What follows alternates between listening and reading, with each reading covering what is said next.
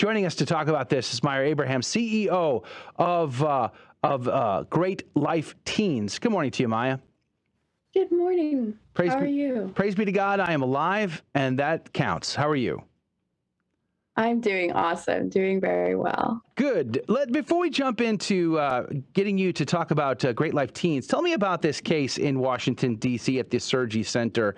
I've seen some pictures of your Twitter feed. You've been involved in this. Tell us about it. Yeah, no, it's an absolutely just brutal, just completely disgusting and despicable thing to have to be fighting. And as you were saying, yeah, there were an abortion, a couple people who have been fighting this, friends of mine, were able to uncover basically a whole box of 115 children, and 5 of them had signs of being killed after a partial birth abortion. So the baby was born alive and then left to die or killed after they were born. And so they turned these in, had requested for them to be formally turned into the police, these 5 bodies to be examined by the examiner's office, with which they have refused to do. And so we have been at the examiner's office protesting and holding these signs, just asking them, please do these autopsies, autopsies now. And they have refused. We have been laughed at and smirked at by the police standing out there. We have the workers who are inside will stand out there, laugh at us, do peace signs, flip us off, whatever they decide to do, as we are standing there with pictures of these children, as I'm talking to people who have held each of those 115 children in their hands, who have loved them, who have named them, who have performed a Catholic funeral service for them,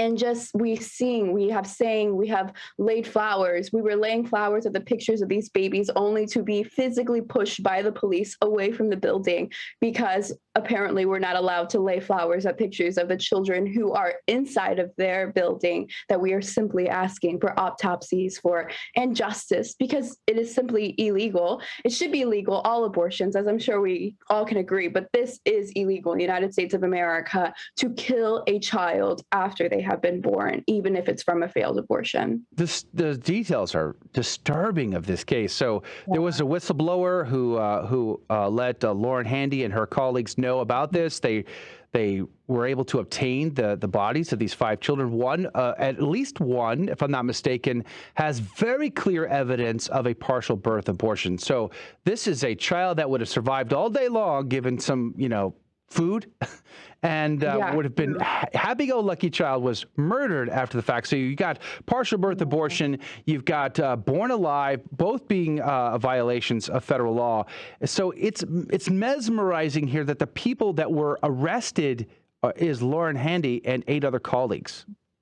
Yeah, and it's heartbreaking to, I've said, I've never cried so hard at a protest, because it wasn't just a protest. It was a memorial service for people who are a part of our human family. And each of those 5 children, all 115 of them are named. But I think the one that has clear evidence of not being able to have been dead when she was born is Phoenix. And basically, Phoenix was born in her embryonic sac, and it's simply impossible for a child to be born in the embryonic sac without being alive, because the baby has to come out first before the umbilical cord. And so the baby still would have been alive when she was born, and they left her in the sac, meaning that, and severed the umbilical cord, meaning that she suffocated or she drowned in her own embryonic fluids because of that. And it's just simply, and so she's purple, and it's just simply, it's so heartbreaking. And then I have to talk to the people who discovered these bodies. And there was another lady there who has been fighting this alongside me. And she said she's been rescuing baby bodies since the 1980s. Oh, wow. And so she's built up this tolerance to seeing children, because she does this every week. And she said this was the first time she's cried in a long time, because these were clearly babies who had the opportunity to cry, whose necks were severed, who's outside of the womb, and she said and they're fully formed.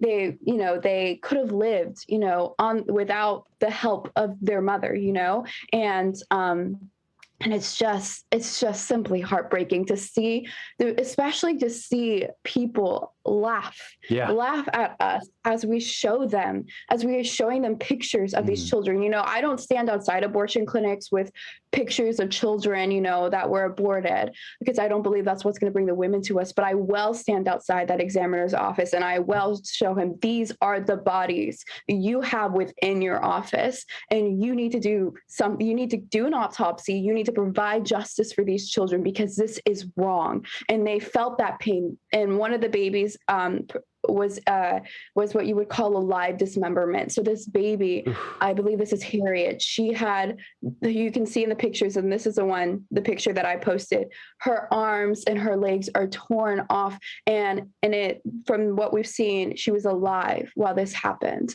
Now imagine that happening to any other baby that was outside of the womb. That person would be charged with egregious murder. But yet, because this happened in an abortion clinic, because it was a failed abortion, these children are not being provided justice. And that is why it is so important for each person to call your senator about, to talk about, because if it doesn't matter, if most of your friends, or even if you are impartial about abortion, this is clearly wrong. This is 100% clearly wrong. And these children felt that pain, and we have a job to do to provide justice, and not to laugh at justice in the face, or not to do anything about it. Because that was when I just started crying, was to see them up there. Now, this is interesting, because I think it was the driver who allegedly gave them the babies. But this company apparently takes these babies and then incinerates them to create renewable energy, so that citizens of Washington, D.C. can enjoy their deep fryers, their blenders, their electricity, their television, their Netflix, based on the aborted babies from this clinic, and probably others too. Do you know anything about that? Yeah, so it's a Baltimore and Baltimore, Maryland. It's their energy company. And basically there's actually an a pro-life organization that basically talks to the workers who are taking the quote unquote medical waste from Planned Parenthoods, and they tell them what they are transporting. And so what this organization does is they try to stop, people transporting bodies from Planned Parenthood. And so in this particular instance, someone was telling the driver about this, and the driver had basically consented to wanting to turn at least one of the boxes in for investigation. So that's how they came across the bodies. And basically, in Baltimore, and people have attested to people by this energy plant smelling burning bodies. And even though after all of this, the company got on their website and said like something about like how we don't burn fetal bodies, and but people literally can smell burning bodies. And so they power the energy in Baltimore, Maryland, this quote unquote medical waste, which, as proven by this driver, are thousands of bodies of aborted children. And so when you are driving through Baltimore, the lights in Baltimore are powered by babies who have been killed unjustly through abortion. Wow. That just the demonic presence there must be just absolutely off the chain. It's so shocking. I'm just absolutely flabbergasted by the situation here, especially since it's been happening for a long time, and now we're just finding out about it. The worst part is it's not a one-off situation. This is something that's happening constantly. And then the thing that I wanted to ask you about is, people are up in arms about this situation. People are freaking out, and rightly so, and justly so. But what's the difference between these babies that were born alive and then executed in this manner, and babies who are executed 2 weeks before?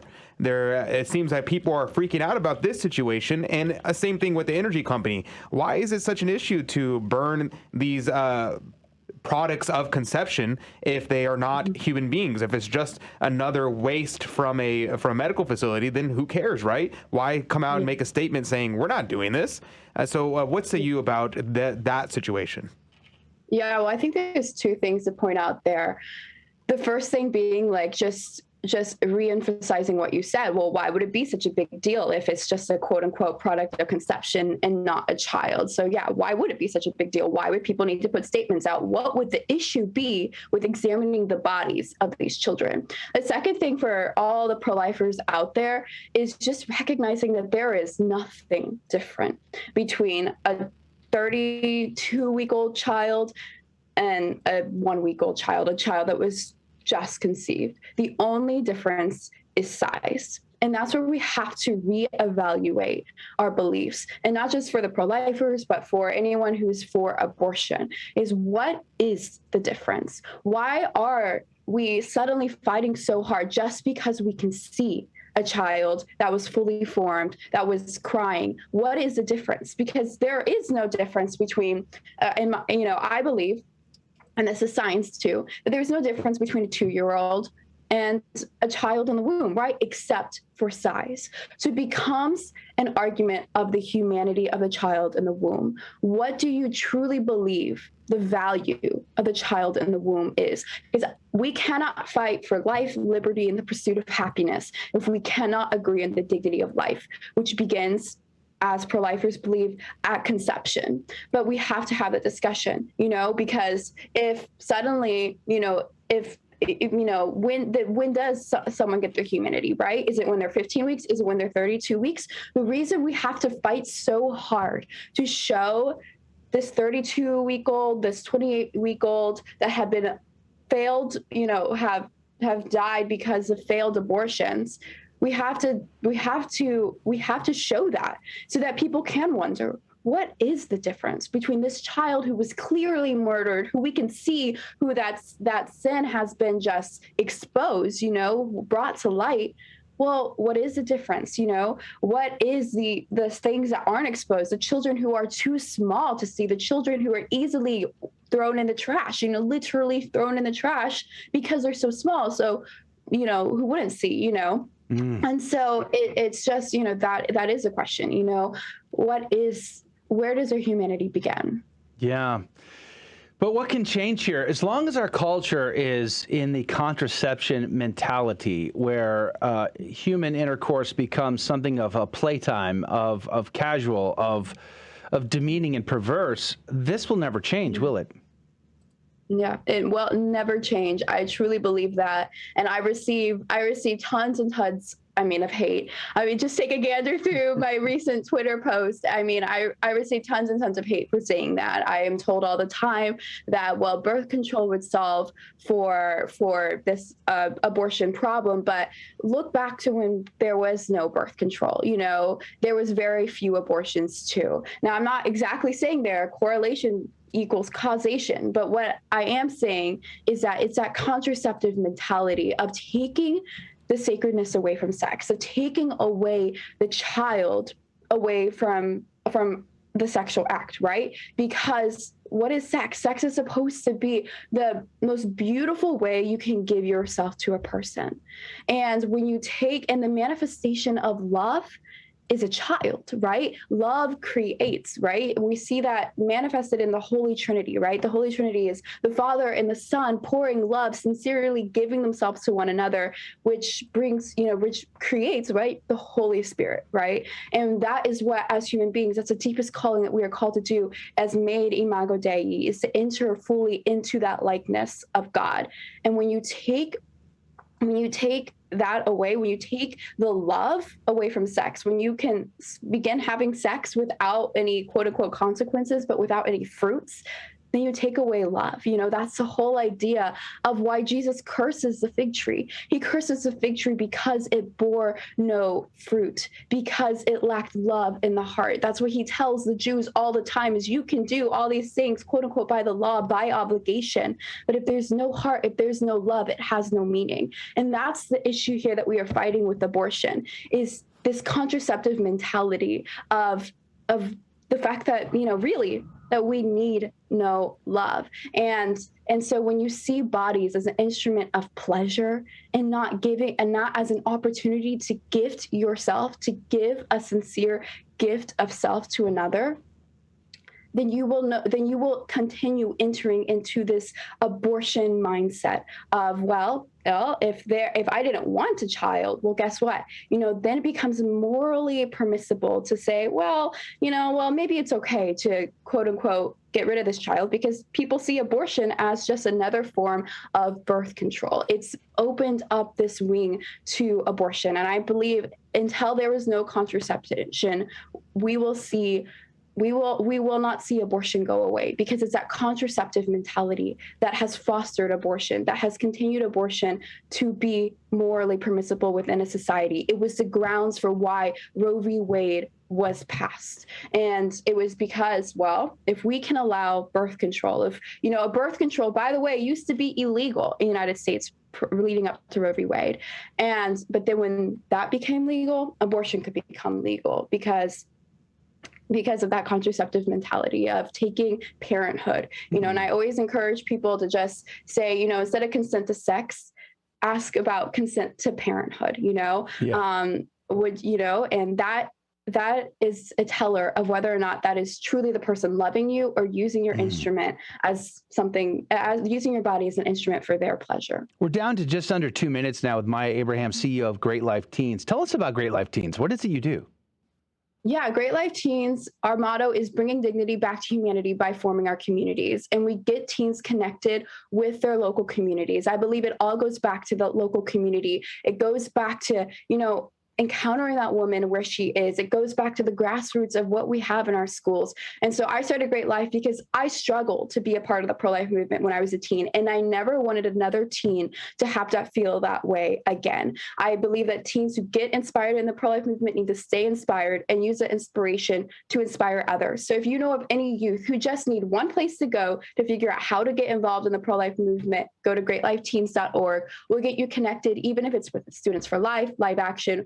We don't care what we get you connected with. We just want to get you connected, involved, and provide you the resources and the funding to be a part of the pro-life movement. Yeah, it's very inspiring to see a pro-life organization run by young women who are motivated and fearless in this. So God bless you all for doing it. GreatLifeTeens.org. GreatLifeTeens.org. Check it out. Spread that widely. We'd be grateful to you. Myah Abraham, God bless you. God love you. Thanks for being on today. Thank you. All right. Have a great day. That's going to do it for hour number 1 of Catholic Drive Time. Praise be to Jesus.